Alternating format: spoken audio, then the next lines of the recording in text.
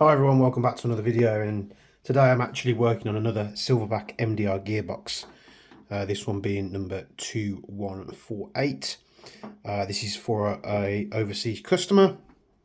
It came in to have the gearbox work done, the gear machined, and then we've actually pulled the magnet out of the gear and drilled this part of the gear to accept the magnet on this side because he wants it to precock, which means it'll be loading up the piston and then doing less of a turn to release it, and then it will preload the piston again.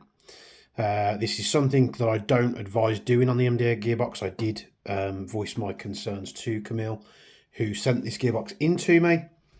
He is using a slightly different motor as well, a 20,000 RPM short axe Nimrod tactical motor. Never heard of that brand before, but it seems to feel like a pretty strong high torquey motor. So he's been very patient with me, so I thought for his, I'll do it on the bench and include it in a video. I have had to pull the whole gearbox apart because there was so many chopped BB fragments throughout the inside of the gearbox, the nozzle, the piston head, cylinder head. It just all had to come apart to be cleaned.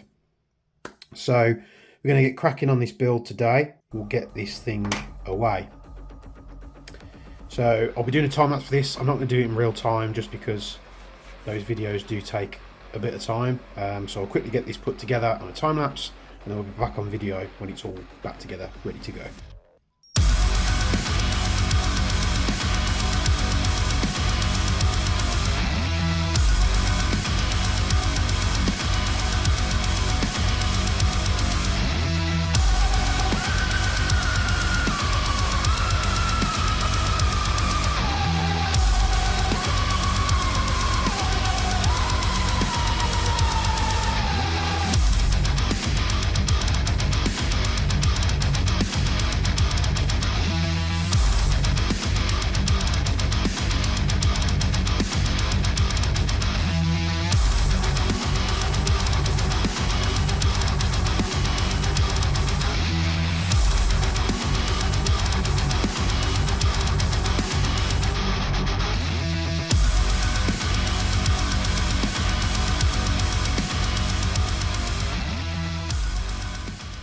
So we now have his gearbox fully built.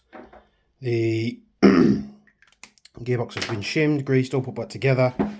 And now you'll see that when the gun is fired, the nozzle sticks back in the rearward position. This is because the gun now is pre-cocked. We're changing the timing of the gearbox. And what this will mean, this will drop the nozzle forward to load the round. Then the piston will drop, pick up the nozzle again and hold it back. So it just changes the way that the system works. What this does mean is that if you don't want your spring to deteriorate over time, you have to press the anti-reversal or the spring release. So it's basically the anti-reversal latch doubles up as a spring release. So now that becomes a function. Nozzle sits in the rearward position and we release the pressure. What this also means is that if the gearbox is apart and you're working on it, let's say you test fire the gearbox and you might see the time lapse, the gears stick high, you have to manually turn the gearbox around to get the teeth out of the way to put the cylinder on. But if you're not having the gearbox apart, that's not here or there. This will now get packaged up and go back to Camille.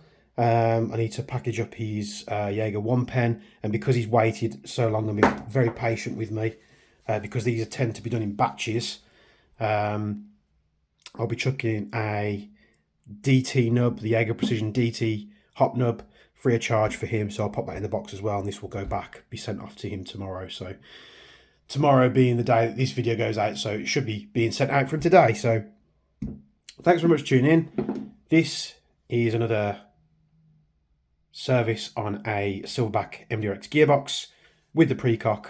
I don't really recommend it, but you know, those that want to heed or not listen to my advice and just have it done anyway, it's not a problem. They can make their own decisions.